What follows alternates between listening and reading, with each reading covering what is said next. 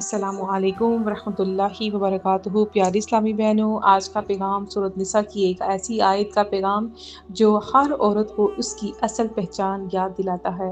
اسلام نے عورت کو جو مقام دیا ہے وہ دنیا کا کوئی نظام نہیں دے سکتا۔ پیاری بہنوں، یہ پیغام ضرور سنیں اور جانیں کہ قرآن عورت کو کیا مقام دیتا ہے اور تقویٰ کی کیا اہمیت ہے۔ آج ہم اللہ کے کلام سے ایک ایسی نصیحت سنیں گے جو ہر عورت کے دل کو جھنجھوڑ دے گی اور اس کو اس کی حقیقت، عزت اور ذمہ داری یاد دلائے گی۔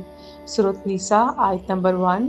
اللہ سبحانہ تعالیٰ فرماتے ہیں، اللہ تعالیٰ ہمیں یاد دلاتا ہے کہ ہم سب کی تخلیق ایک ہی نفس سے ہوئی، یعنی حضرت آدم علیہ السلام سے۔ پھر اللہ نے ان سے ان کی بیوی حضرت حوا کو پیدا فرمایا۔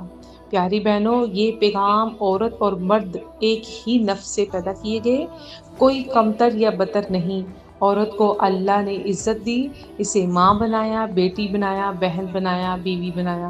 لیکن اللہ کا پہلا حکم کیا تھا؟ اپنے رب سے ڈرو، یعنی تقویٰ اختیار کرو۔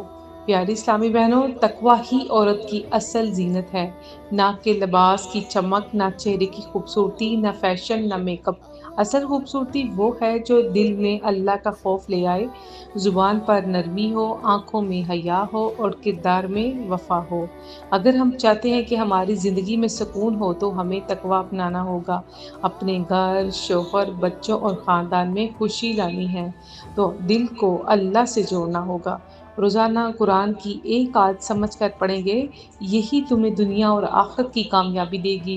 پیاری بہنوں، اللہ ہمیں تقویٰ والی عورت بنائے، ایسی عورت جو صرف اللہ کو خوش کرنے کے لیے جیے، نہ دنیا کے فیشن کے پیچھے، نہ لوگوں کی واہ واہ کے پیچھے، بلکہ اللہ کی رضا کے لیے۔